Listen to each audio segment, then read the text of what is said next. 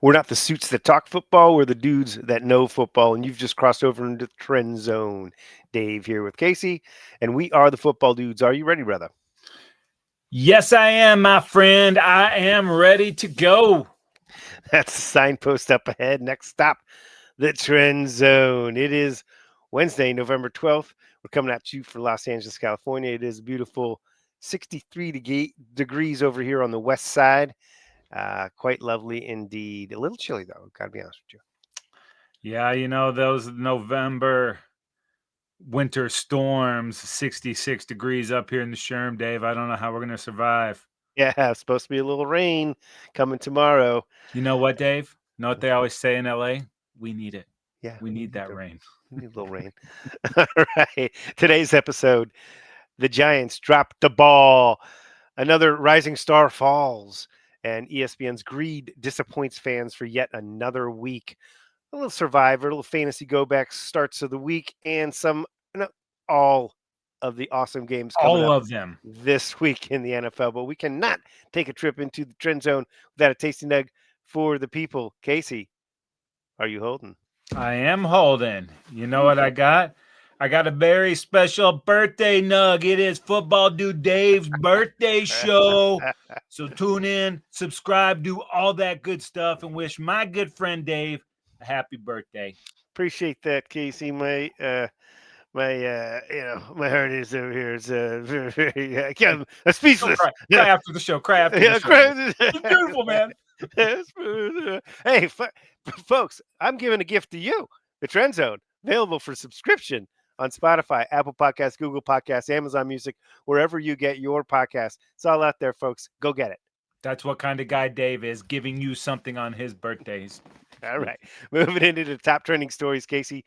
And we mentioned it at the top. The Giants dropped the ball. What's going on with this? Yeah, they kicked him right out of there. The Giants fired Brian Daboll, man, after yet another snatching defeat out of the jaws of victory, man. He's blown I don't know how many leads this season, but Giants sitting at 2-8 and under Daboll's care, 20-40-1.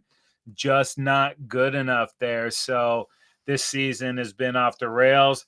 You have Malik Neighbors, one of the best young receivers in the league. He goes down for injury. You got Cam Scattabooing all over the New York scene. He goes out with injury. And then last week, Jaxson Dart leaves with the concussion. And I think it's like his third or fourth potential concussion this season already. So Giants have seen enough. Mike Kafka will take over as interim for the season, but now Daboll is the second coach to be fired already. Callahan for the Titans, he's out of there. So at least 2 openings in the NFL. We somehow always get to 6 or 7, so we're right on pace. We sure are. General Manager Joe Schoen will be tasked with replacing Daboll with a new guy.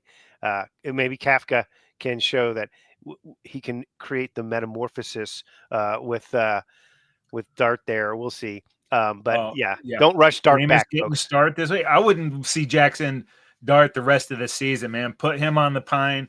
No reason to right now. Just to get some snaps. Guys. But how did Daboll get past the Denver Bronco meltdown, that game where, I mean, I don't know how he made it past that. I would have fired him 2 years ago, though. A little tough guy over here, right? Okay, moving on, Casey. Unfortunately, young superstar, high draft pick Travis Hunter, his season's come to a abrupt. Yeah, dude. Not the season the Jags envisioned when they brought him down to Duval. Yeah. He's got the injury to the LCL. That will be season ending. I'm the number 2 overall pick. They expected him to play a lot of offense and a lot of defense, and a slow start out the gate, but they're shutting him down. 28 receptions, 298 yards and a touchdown. And on defense, 15 tackles and 3 pass breakups. So not the impact that they had envisioned, but hopefully he recovers and, next season starts fresh. Yeah, 67% of the offensive snaps and 36% of the defense. Essentially 2/3 of the offensive snaps and 1/3 of the defensive snaps. That was his 100%, Dave. Yeah, exactly. He could have just played on one side of the ball. I was not a big fan of the trade. We'll see how it pans out. I like the player, didn't like the compensation. All right, moving on. Packers injury continues. The injury woes for this Packer squad moving forward. Yeah, Elgton Jenkins. Elgton Jenkins. He's on the IR, likely out for the season. Their center there. Another injury for the Packers. Garrett Wilson of the Jets. He's expected to miss multiple weeks. Speaking of centers getting hurt, Raiders plays Jackson Powers Johnson on IR. Right. Cardinals, dude. These cats cannot, these birds cannot catch a You're break. right. Semi Fehoko, Zay Jones on injured reserve. And now Marvin Harrison Jr. is out. Appendectomy. Couldn't have been last Monday. Instead, no, but what are they going to do, dude? Yeah. Good news, Casey. Oh, well, it's not good news for the Giants. Oh. Good news. Sorry, I skipped over this Giants one. Yeah. Not so good news for Giants. Good news for your Cowboys. Yeah, that's right. They finally activate DeMarvion Overshown and Siobhan Ravel. Ravel was talked about being a first-round talent, but he had the knee injury. It's been a while since he's played some football. Already heavy expectations on him. And DeMarvion Overshown, man, this cat has been amazing when he's played. He's had 2 knee injuries already. A ton of expectation for him to come out and make an impact on the defense. So Cowboys are looking at maybe 5 new starters on that defensive side of the ball when they play those Raiders on Monday night. But if Overshown can get back to the form he had before the injury, exciting young player, and his energy, his positivity all the time. So if nothing else, we have that. Good-looking athlete there. Let's just hope that this time he can, stay healthy, right? Yeah. Casey, and he took number 0 from Rowdy, Dave. Agent 0 is officially Agent 0 when he gets back out there. Sorry, Rowdy. Sounds good, man. Nobody's zeroing any teams, are they, Casey? No, that's not a football number. Nobody do that stuff. Okay. Good news for a former Charger. Yeah, Asante Samuel Jr. Steelers signed him to the practice squad after that spinal fusion surgery. Sounds like complex stuff, but he made the rounds last week, visited, I think, about 5 or 6 different teams, decided to join with the Steelers. So I don't know if he's going to be back this week. It sounds a little bit soon, but who knows? But they're going to need him after Darius Slay goes down in that game against your Chargers. So this guy was a nice player for your Chargers for a little while. Injuries kind of caught up with him. We'll see if he can make his way back. Yeah, had the stinger all last year, basically missed last year, unfortunately. And the Chargers had guys come out of the woodworks they're decent DBs. So not a spot for him on the Chargers. Good news for him, though, getting back in it. Casey, the Rose Bowl fails, it appears, on their possible restraining order or temporary restraining order against UCLA in their efforts to conceivably, although no one's really said anything, move to SoFi Stadium. What? Yeah, the Bruins have a lease until 2044, but they want to be roommates with the Chargers and the Rams. That stadium is sitting empty on Saturdays, and if you haven't been to SoFi, you're missing out. It's one of the premier stadiums in all of the land here and wide. It's phenomenal. The Rose Bowl is hard to get to, and I don't think the neighborhood likes the games at the Rose Bowl. It sucks. They hate game day. Yeah, it's terrible. You park on the golf course. There's only one way in, one way out. So this seems like a win-win for everybody except for the Rose Bowl. I don't know if just that game, the bowl game, is enough to keep it going. Still have some concerts out there, but get to SoFi. That is the move. I mean, as soon as SoFi was open, for me, it was a complete no-brainer that UCLA would be the team locally, the college squad that would occupy that stadium. Yeah, makes too much sense for it not to happen and happen next year. That's right. All right, Casey. Bad news for a Broncos linebacker, but I guess in a way, hopefully good news. Yeah, it's good news. Alex Singleton, man, he underwent surgery for testicular cancer. That doesn't sound great, but they found it. And it was weird, the procedure that they were doing something else, maybe even a drug test or something, and they ended up finding it. So overall, that's a win. Yeah. But, always Greenlaw and Stroud trying to keep this Denver defense with one of the biggest games of the season coming up. They're not going to have their guy Singleton, but he's been a phenomenal player in there. So hopefully he can get back and return to form sooner than later. Yeah, one of the emotional leaders there, as well as obviously a very productive player. But this defense has been awesome. Hopefully, they'll be able to rally, Yep. or maybe hopefully not. I don't know. I'm I'm torn on that one. All right, Casey. Moving on to this freaking very frustrating for football fans disagreement between YouTube and Disney. Yeah, still not able to work it out. There's been 2 weeks without ESPN and ABC, and they could be missing out on their second Dallas Cowboys Monday Night Football game coming up when they head to Vegas. What? The fans are not happy. The greed is boundless. Disney reportedly losing 30 million a week. I can't believe these guys couldn't make some concessions and just figure it out. Nobody wins in this. They're losing all that money, and they're turning their backs on the consumers that have helped them build their brand to what it was, man. And Yeah. they're more interested in gaming and gambling and doing all this crap than satisfying the people that help build their brand. So I'm sick of all of this crap. Yeah, I listened to Monday Night Football 2 weeks, or the week prior on my phone. Listened, and then last week, of course, I purchased a antenna. That didn't. Yeah, why not, right? Yeah, that didn't work out very well. Unfortunately, it was digitized massively, and I ended up listening to it on my phone again. So All there you have right. it. Thanks a lot, Who, ESPN and who Google. is the voice of Monday Night Football on that? God, I can't remember the play-by-play guy. It's for the Cowboys Cardinals. It was Kurt Warner as the color guy, and last Oh, week nice. it was Ross Tucker. Both of those guys I love. So it was not torture listening to the game. ESPN No more and boomer. Google. It's I said clock management, man. Nope. No, I love Boomer, but he's not Kurt Warner. He doesn't bring the I don't know, just the level head and the analysis Yeah. of Kurt Warner. But I like Ross Tucker. I don't know Yeah. if he's there filling in the blanks or whatever, but good for Ross. I love it as well. All right. Okay, moving on to Total Fantasy Domination. Casey, who's the fantasy quarterback for the week? Yeah, these guys riding the bench on the Foul Boys because they're just so good. Yeah, Matt Stafford, 280 pass yards, 4 passing touchdowns. I think his third straight week of 4 touchdowns. yeah, Not it's too bad. insane with no picks. No I'm pretty picks. sure. Yeah, at the running back position, I don't know how often this guy hits this spot, but Jonathan Taylor for my lightning strikes, and of course the Indianapolis Colts, 244 rush yards. Are you kidding me?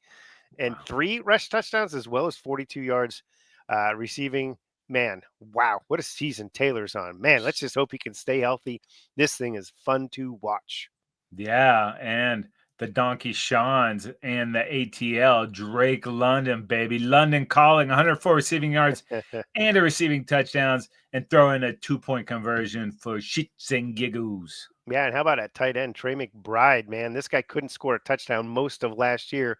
He's racking them up this year, though. Good for him. Greenbud Packers and Arizona Cardinal player there, 127 yards and a receiving touchdown there. And And go ahead, start it, and then I'll tell you. Go ahead. fantasy go backs of the week, Casey. If you could go back in time in the Wayback Machine, what would you do differently? Well, I would have started Matt Stafford Oh, because I ended up winning my game, no problem. Crushed the ogre, never algos. Easy, Dave. It was easy pickings. I ground his bones to make my bread, but I lost out on the money by 0.06. I saw 119.84 loses to 118.9. that is a stunner when it's that close, right?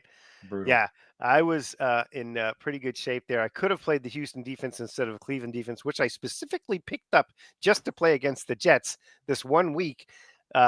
But it would have only gained me 6 points. And guess what? I won my game and I had the top score anyways. So my regret is very minimal. Oh, so fancy free. Oh, look at me. I have Jonathan Taylor. This fantasy thing is so easy. I just handed off to Taylor over there, handed off to Taylor over there. Sometimes I toss it to Taylor. You deserve it after last year. Last year was a dreadful injury season for me. But yeah, so the fantasy gods are smiling upon me this year. I'm not going to complain one bit. All right, Casey, well, let's move it over to our other fantasy segment here, Survivor / Three Strikes. And last week, there was some more, attrition in the league here. But let's get it started with the most popular correct pick. Yeah, it was those Broncos over the Raiders. It was much closer than we thought it'd be, 10-7. But Yeah. you, me, and 24% of the nation lives on.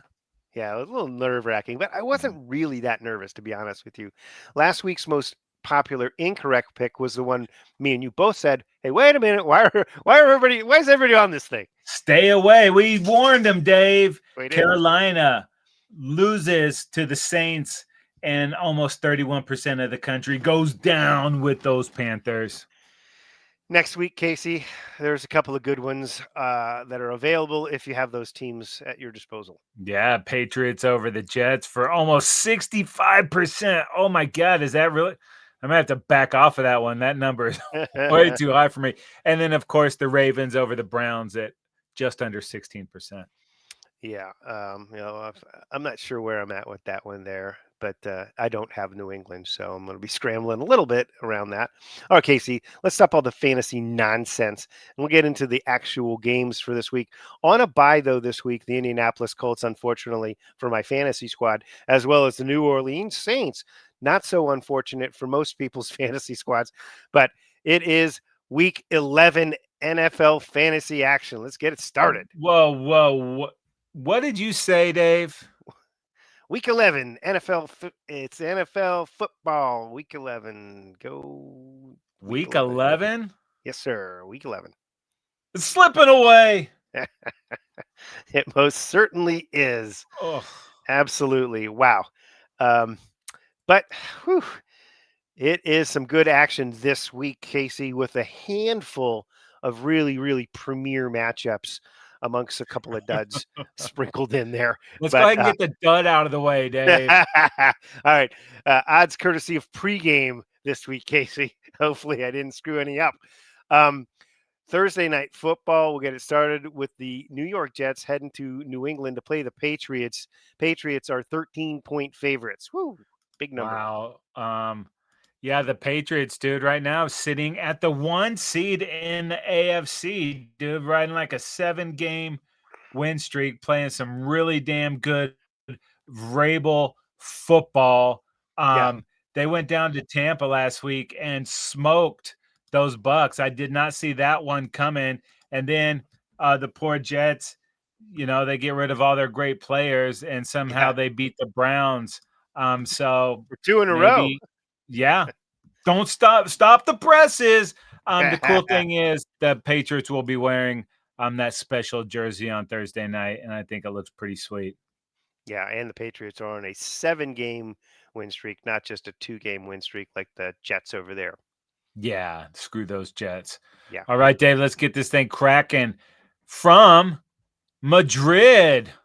Yeah. How cool is that? We have the Washington Commanders and the Miami Dolphins, and the Dolphins are 3-point favorites in Spain. Yeah. Oof. Okay. Yeah. A couple of 3-7 squads. Washington is on a 5-game losing streak, and they lost last week 44-22 to Detroit. And no Jaden Daniels, no McLaurin, no Deron Payne on the suspension after last week's action. So not looking good for the Washington Commanders. But then you look at the Miami team, they've lost 4 of 5 until suddenly, unexpectedly beating Buffalo last week 30-13. Who saw that one coming? The Bills had beaten the Dolphins 7 times in a row prior to that. But hey, Dolphins trade away Jalen Phillips and offer a bunch of other players and ended up retaining them, and they rallied. So go Dolphins. This looks like actually, believe it or not, a decent matchup. We'll see Mariota versus what's his name, Tua. So it'll be interesting to see what Hawaiians. And how about McDaniels trolling the Bills bar in Miami after that win? That had to feel pretty good. Yeah, the mad scientist still lives, right? That's right, baby. Okay, let's move it on to the early section there of games, and it is the Houston Texans at the the Tennessee Titans, and the Texans are favored by 7. Hey, I'm like Ron Burgundy over here. You put that thing on the teleprompter, I'm going to read it. Dave, Houston with a season-saving win last week, beating the Jags 29-36, but it was the 26 fourth quarter points that the Texans came up with, and that really did save their season, man. This defense has been great. I don't think Stroud is back in this one, had the concussion a couple weeks ago against the Broncos, but Mills has played pretty good in relief of CJ. Hopefully they can get him back sooner than later. And the buys are just playing for next season, trying to get a little talent around Ward. So Texans cannot mess around, beat the crap out of these teams, get to 500, and then go from there. No doubt about it. All right, up next, it is the Green Bay Packers at the New York Giants, and the Packers are only 7-point favorites in this one. Yeah. Wow. Okay. Well, the Packers are on a 2-game losing streak, and they did lose to Carolina. Obviously, losing to Philly is nothing, not a problem there. But I mean, you would think that Green Bay, where they came out of the gates initially this year, felt like they were a Super Bowl caliber team. Now they just seem to be middling about here. But they get just what they need, which is, of course, the New York Giants, losers of 4 in a row, lost last week to the Bears, 24-20.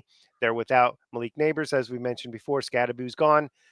Dart concussed, not likely to play, although he's still possible. We'll see. And, of course, they're coming fresh off the firing of Brian Daboll. So it'll be Kafka running the show there. Perfect timing for the Packers for a get-right win here and kind of get their season back on track.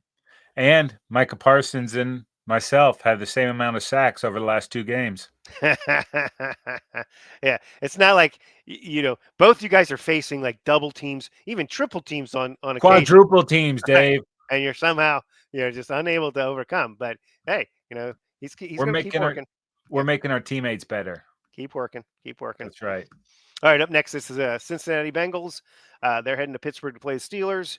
And at home, the Steelers are favored by 5.5. Yeah, wasn't it just a couple of weeks ago that the Bengals added Joe Flacco in the middle of the week and went in there and beat these Pittsburgh Steelers? Cincinnati sitting at 3-6 coming off the bye. And before that, that brutal loss to the Bears, 47-42. So wow. They can score with the best of them. They can give up points with the best of them. The best news for these guys is that Joe Shiesty is a little bit ahead of schedule. Will they still be in the mix when he can make it back? I don't know, Dave. It has to start with the win against these Steelers. Yeah, and this Steelers team coming off of a loss to our Chargers, right? Our Chargers, Dave, and they were pretty much handled. Rodgers did not seem comfortable out there. Couldn't find his receivers. Was under a lot of pressure. Good news, he's got the Bengals defense to go against this week. It was probably a lot less to worry about there as far as the way that the Bengals have been playing defensively. Pittsburgh has lost 3 of 4, including a loss like about a month ago to the Bengals. In fact, the only game they won was a game where they forced 6 turnovers against Indianapolis, the best team in the AFC at the time, and got that W against them, which is almost shocking. But they did lose to this Bengals team just after the acquisition of Flacco. Tomlin, none too happy about that maneuver within the division there. But this was a Steelers team that was basically being defaulted the division, it felt like. And now with them stumbling a little bit, losing a handful of games recently, they're letting the Ravens, who are clawing their way back in? Taloning their way back in? Yeah. Right? They're swooping back in, right, to take advantage of the situation. And look out, Steelers, you better take care of business this week. All right, up next, it is the Carolina Panthers at the Atlanta Falcons, and the Falcons are 3.5-point favorites. Yeah, and this Panthers team, the start of the season, not so good. End of last season, we were hopeful. Start of this season, lost the hope. Then they got it going. And Now they've lost a handful of games recently, maybe just a couple, but they're sitting at 5-5 there, and they're playing a 3-6 Falcons team. It seems like the records should be reversed from what we would have expected at the beginning of the season rather. But the Panthers, with Bryce Young there, he he was okay last week, but only 124 yards passing. So I Yeah. guess okay would be an exaggeration. Unfortunately, they didn't have a lot going on the ground either. With Dowdle uh, only 53 yards, Chubby Hubbard also only 14 yards there. So just couldn't get it going really offensively last week in their loss to the Saints of all teams. So yeah, they're going to have to kind of right the ship here and head into Atlanta. And Atlanta's kind of at a spot right now. Atlanta can't afford to lose this one. No, and they already got blowed out by those Panthers 30 to 30 to nothing. nothing. So they That's really right. need this. And they're coming off of the trip overseas. Will that have them a little fatigued? Will they have jet lag? I don't know. They were in that game. They were actually winning that game most of the time last week with Steichen going for it on all those 4th instead of taking the points. And it almost ended up costing them.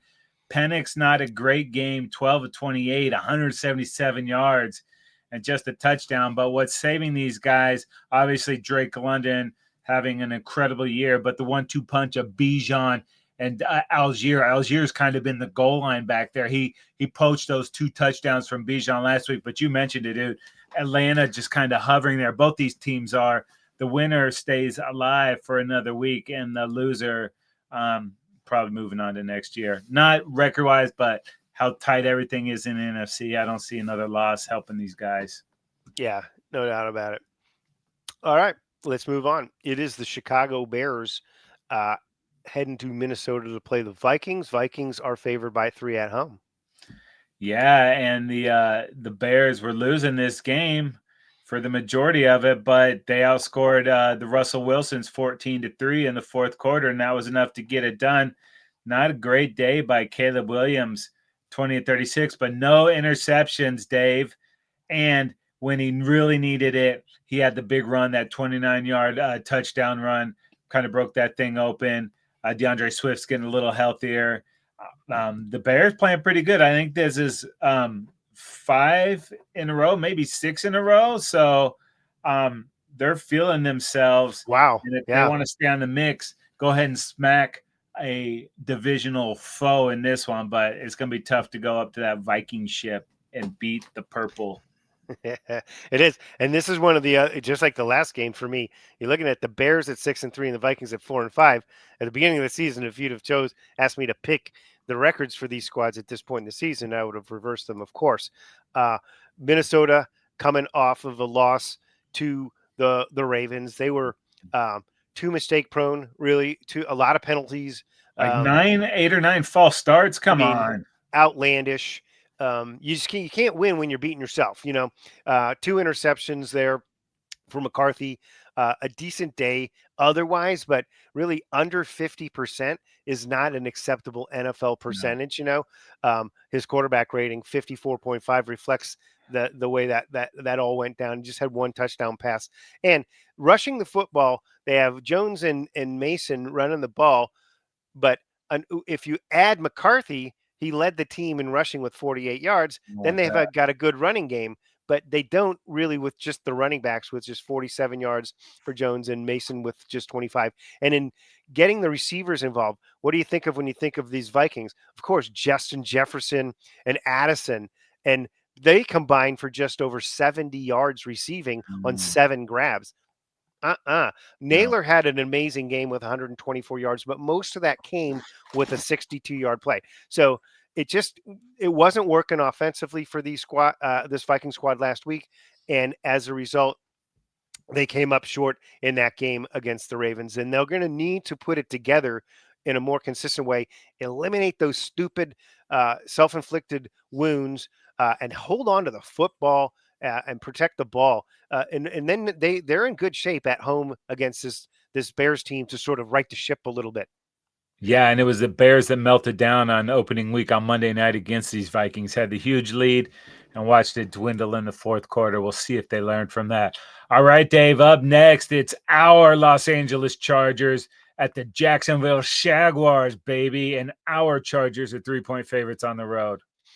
Yeah, and they're coming off a game where they pretty much dominated the Steelers. Certainly the Chargers defense was exceptional in this game. Steelers didn't get a first down until the fourth quarter in garbage time. They were 0 for 9 heading into that, and they only had 3 points. Chargers were able to stack points offensively, and put it together there. But the Chargers defense really, young guys in the secondary, including a 7th-round draft pick and an undrafted guy making plays, and just really connected defensively there. Got 3 sacks on Rodgers, but also ultimately all over him all game. And the Chargers offensively, Justin Herbert with a decent game, 220 yards and a pass touchdown. Kimani Vidal, the backup running back who didn't actually make the initial 53, has been exceptional. It would have been his third 100-yard game out of the last 5, except in the end when they were trying to run the clock out, got stuffed a couple times, ended up with 95. But really a nice performance for Vidal there. McConkey, though, with the huge play, I don't know, midway through the third or something, that kind of slammed the door on the Steelers last week. That huge 58-yard reception, 107 yards and a touchdown for McConkey on the day. Quentin Johnson had a nice game too. Chargers kind of rounding in the shape despite all the injuries, and heading to Jacksonville. One of the things the Chargers issues is the offensive line can't protect Herbert. He got sacked 5 times in that game against the Steelers. But the Jacksonville Jaguars defense is one of the worst, in fact, tied for last in sacks in the NFL. So hopefully that will keep Herbert from taking so many hits like he's been able to withstand. Do you want to give any love to Keenan Allen before we move on? Oh, that's a good point. Thank you. Towards the end of that game, Keenan had already tied Antonio Gates for the most receptions as a Charger, and they drew up a play on the sideline. Keenan suggested it, so it was just a little push pass from shovel pass from Herbert to Keenan, and he gained 5 yards on it, and boom, got the record. Gates was on the sideline, which made it extra special to do it at home rather than get it next week on the road. So it was pretty nice, sort of cherry on top to a big Chargers win. And they were like, Keenan's like a little screen or something. He's like, no, man, just give me a little pop. Let me get that. Let me go. So the wily veteran on display there. And Dave, you mentioned Herbert getting smashed. Trevor Lawrence last week, 5 sacks, man. So bad things for what's going on for him. And, these Jags, dude, it is the same story with them. They do not know how to finish. Had a huge lead and gave up the 26 fourth quarter points to the Texans with a backup quarterback. That's ridiculous. If, the Texans can do that, I'm worried about what Justin Herbert and that Chargers offense is going to do, but I'm really more worried about what that defense is going to do to these Jags. Running game pretty much non-existent. Didn't have Brian Thomas Jr. last week, so they're going to have to play a complete game to beat these Chargers. And other than that Chiefs game from a few weeks ago, dude, I don't know that I've seen the Jags do it, man. And it's just like, it feels like we're stuck on repeat with these guys. I need to see something better from them. Yeah, there's a lack of inconsistency, or there's lack of consistency there with this Jaguar squad, no doubt about it. But this is a pivotal game for them and a tough opponent at home. If the Jaguars want to continue to make themselves a threat in the AFC, then they're going to have to beat teams like the Chargers. Yeah. All right, up next this is one of the big games of the weekend, baby. I'll tell you, it is the Tampa Bay Buccaneers at the Buffalo Bills. Both of these teams come into this one 6-3. This is a heavyweight bout here, and the Bills at home are favored by 5.5. Wow.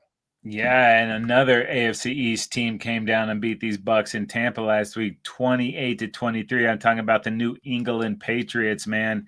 Wow. And Baker had a really nice game. Had to throw too much. I think 43 attempts is too much against that Patriots defense. He's going to have to come down on that. Did have the 3 touchdowns, though, but they're missing Bucky Irving more than you can imagine, and they're missing him more than I think that they're even missing Mike Evans and Chris Godwin. Every week it feels like Godwin's close, but he just hasn't gotten there yet.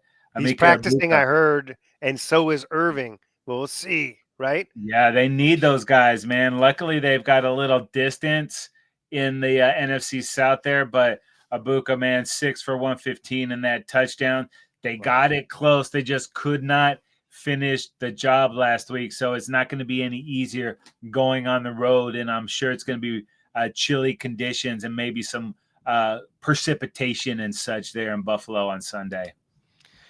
Yeah, let's talk about this Bills team. Like when they came out the gates, I think they won 4 in a row there, and then they stumbled, and they've been kind of hit and miss, and then last week losing to the Dolphins, and not just losing. I mean, they were handled by a Dolphins team that had already had a fire sale, even though they only got rid of Jalen Phillips. It was clear that the Dolphins were, looking towards next year, and then the guys rallied. I'll tell you what, though. Here's what happened: the Bills got run over, around, and completely run on by Achane last week. 174 yards rushing. Ugh. They gave up to Devon Achane. And I mean, that's just the story of the game. And then, on the other side, how did their guy do? Well, Cook only had 53 rushing yards in that game. Josh Allen only 31. 4 rushes for 31 for Allen. That's decent, but I mean, they just weren't able to establish the rush there. It's seeming to be like there aren't enough like go-to guys for Josh Allen on this squad, and they better find some of these guys, whether it's Shakir or Keon Coleman or one of the 2 tight ends, Knox or Kincaid.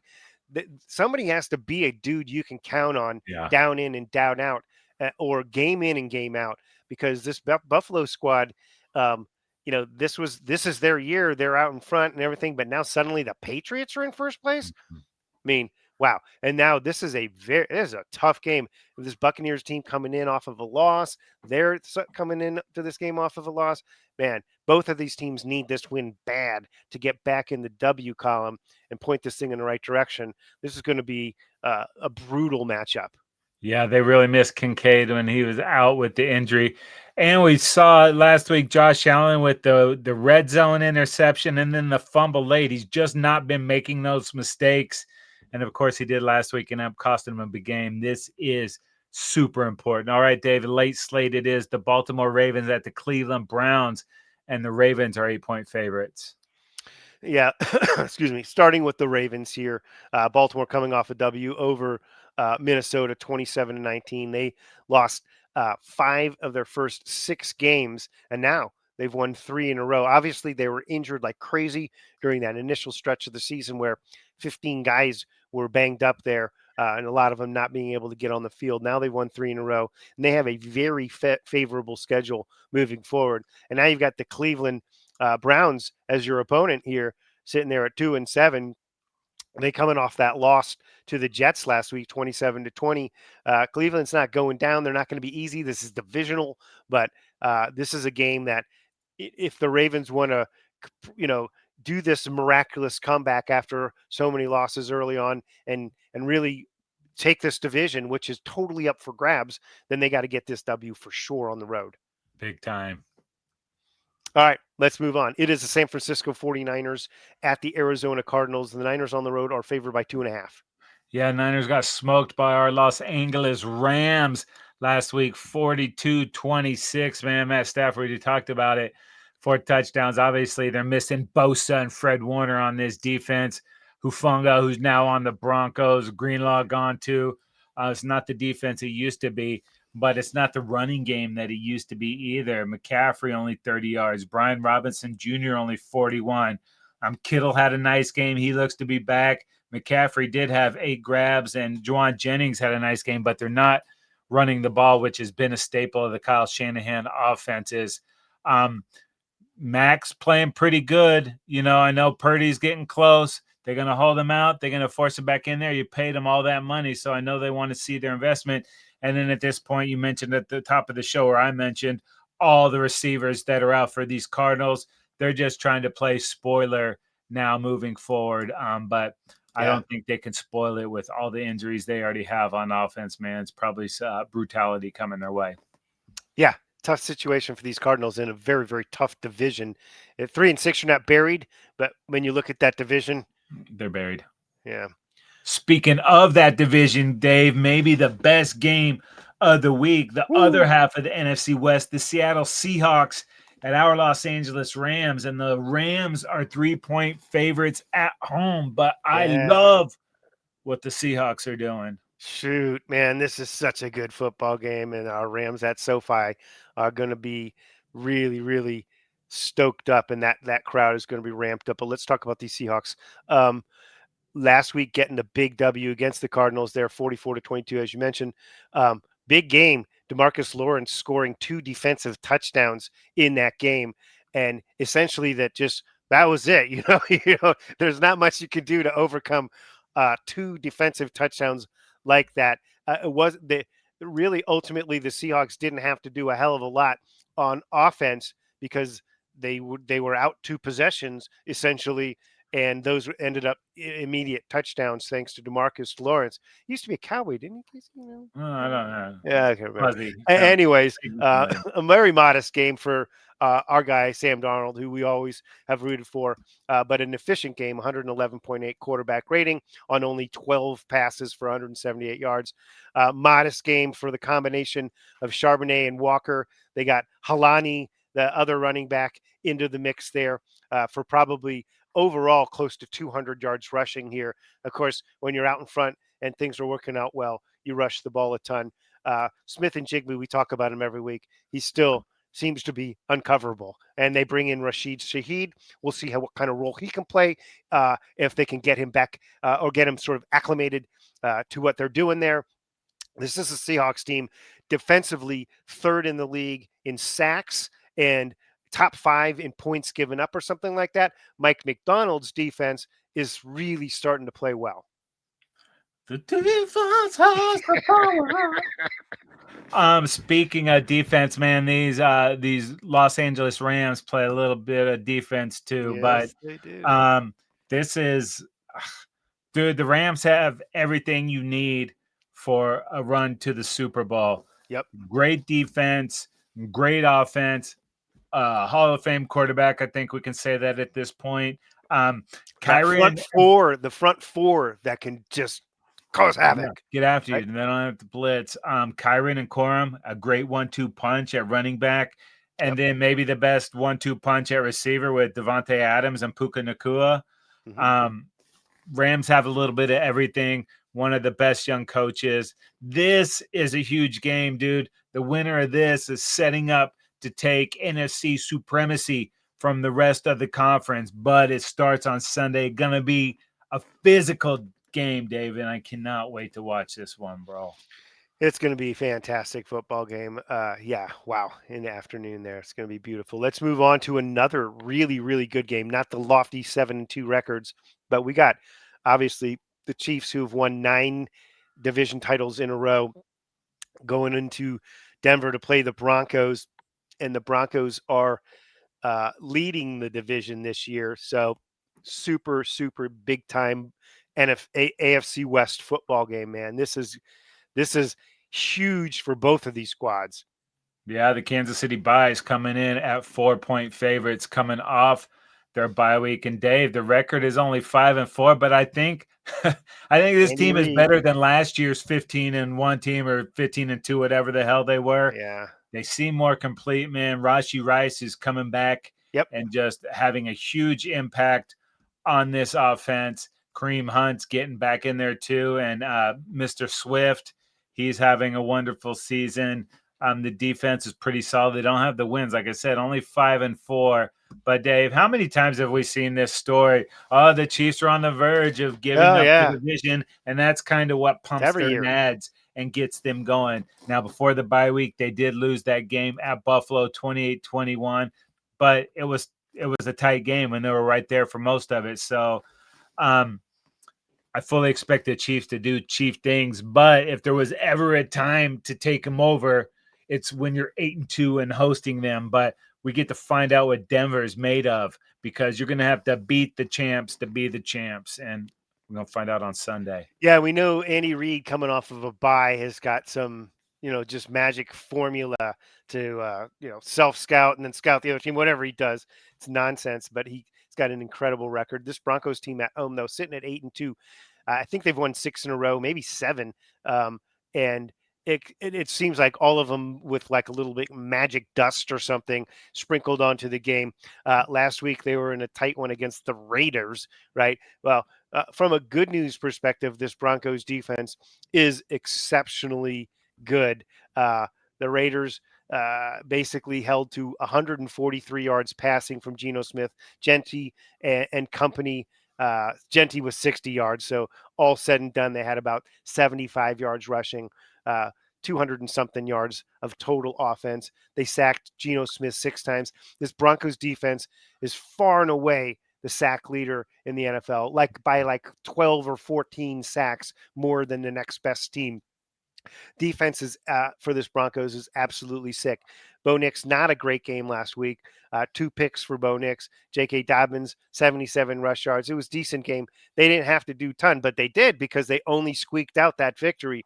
They're going to try and pull that stunt this weekend against the Chiefs. They better hope that defense does what it does. It's one of the best defenses, obviously, in the league. The front. We know we talked about the linebacker they'll be missing, but I think they're going to they got plenty of depth all over the place in that defense to be able to contain Mahomes and the Chiefs. We shall see if this defense is better than whatever the magic that Mahomes always brings, right? Yeah. And like you mentioned, a really good rounding in the shape receiving group for the Chiefs. Yeah, dude. And I said a minute ago that the Seahawks and the Rams battling for NFC supremacy. These two teams would like to have a word with me, Dave. It is Sunday Night Football. The Detroit Rock City Lions at the Philadelphia Eagles, and the Eagles are 2.5-point favorites. Wow. I mean, what a great football game here with the Lions coming off of a big win, 44-22 over the Commandos. And, this Lions team, it kind of hit a little lull there. And they needed that big win last week to sort of dial them in. The coach there, Campbell, taking over play calling to give them a little spark. They lost Ben Johnson and they replaced him, but they needed a little something there to get things going. And Goff got it going. 320 yards passing and 3 touchdowns for a 135.9 quarterback rating for Jared Goff. He's obviously very, very efficient very often. So that's not so much a surprise. But how about 142 yards for Gibbs rushing the football and 2 touchdowns? Oh, let's add Montgomery into the mix for 71 yards. This is a Philadelphia defense that's a lot stouter speculatively than last week's opponent. But man, if the Lions are able to do all of that, I mean, that is just absolute fireworks. And Williams through the air, receiving 119 yards and a touchdown. St. Brown and Laporta contributing. I mean, there's a lot of weapons here. And this Philadelphia team is sitting at 7-2. They're still they're not quite impressive. The Lions stumbled a little bit. Let's see, because this is the Lions team, I think, that's got something to prove going into this game, and we'll see how they can handle it and if Philadelphia has got an answer.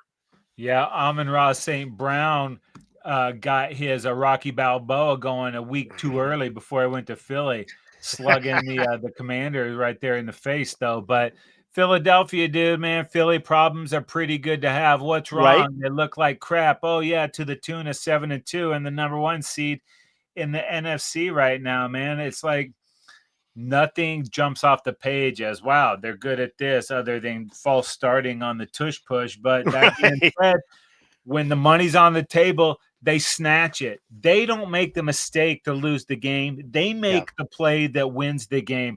We saw that on Monday night, although I don't know what the hell scumbag Pesce was doing, calling that bomb on 4th down, almost giving the game back. But he said, you know what? I trust my dudes, so I'm going to let it rip out there. But Philly, they just do what they need to do, and that explosion could be sitting out there just waiting on an unsuspecting aim. You mentioned that defense is sick with it, but they are going to have their hands full. This is an explosive Lions offense coming to town, so this is a fascinating game of different styles, and we're going to find out who the better team is on Sunday night. Come on. Yeah. Wow.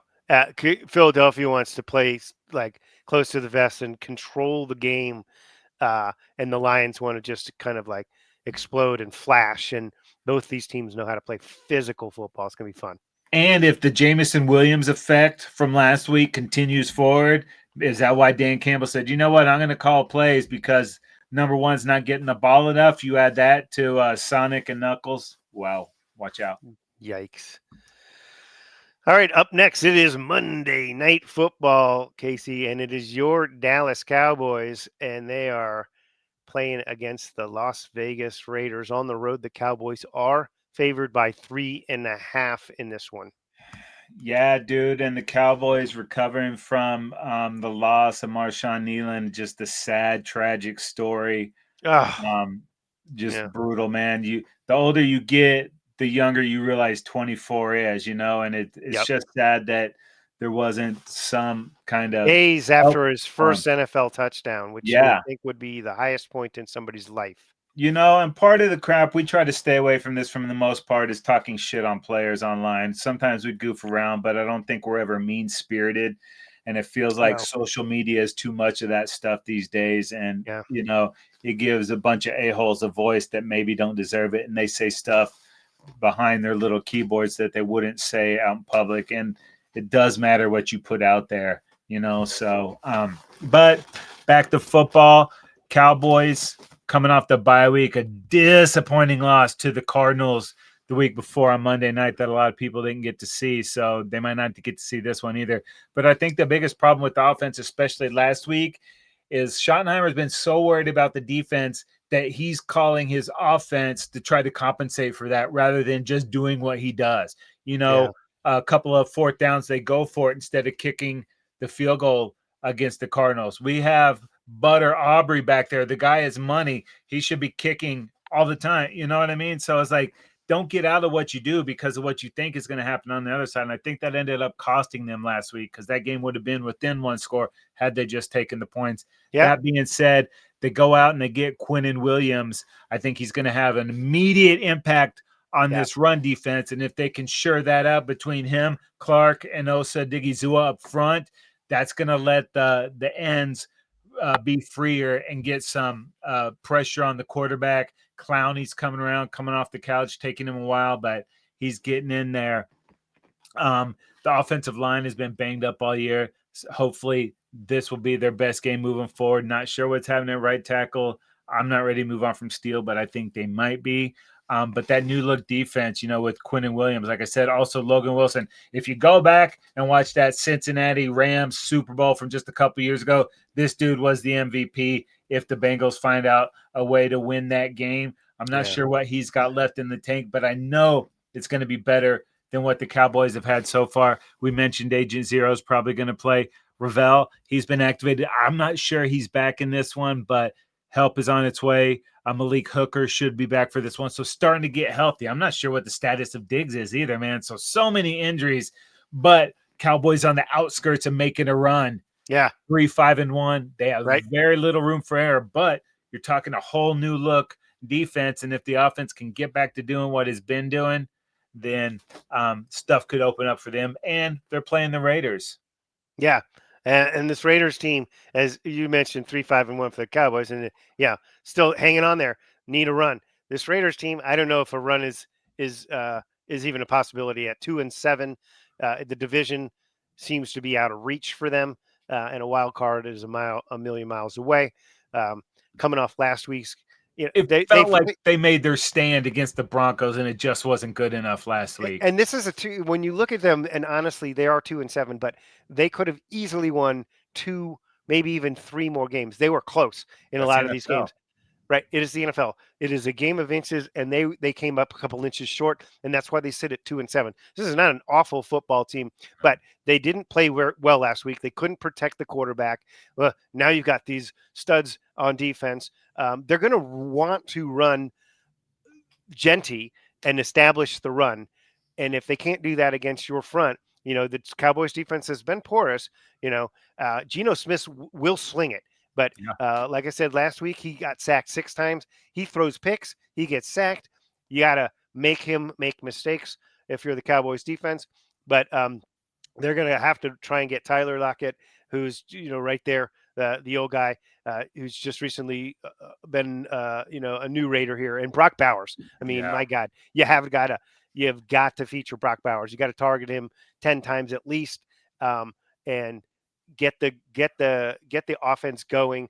Steal some yards here and there, and Geno Smith has got to get the ball out of his hands if they want a chance to win against this Cowboys team, and they've got a chance to win it. That I don't know. Again, big picture, if it's going to, help them all that much, but they're not going to roll over. That's for sure. No, but this might be. We mentioned it at the top of the show. If ESPN's greedy ass can't get together with YouTube TV, this will be 2 Monday Night Football games featuring America's team. Regardless of what record is, they get eyeballs on their games, and they won't be able to do it on Monday night if it Not to doesn't get mention sorted the out. Eagles and Packers game, which was obviously a premier game last week. It's just a travesty. They got to get that thing figured out ASAP. Yep. Get it done before college football this Saturday. We have some sick college football games on Saturday. Come on. Yep. Give us a break. Okay, folks, so many ways you can check out the Football Dudes. TrendZone now available for subscription on Spotify, Apple Podcasts, Google Podcasts, Amazon Music, wherever you get your podcasts. Yeah, go ahead and subscribe to our YouTube channels. Like us on Instagram and Facebook. Follow us on Twitter at Football Dudes LA, and make sure you tag us across all social media platforms. Or just go to footballdudes.com. It's all there for you. That is going to do it for this episode of the Trend Zone. We're not the suits that talk football. We're the dudes that know football. For Casey, I'm Dave, and we are out of here.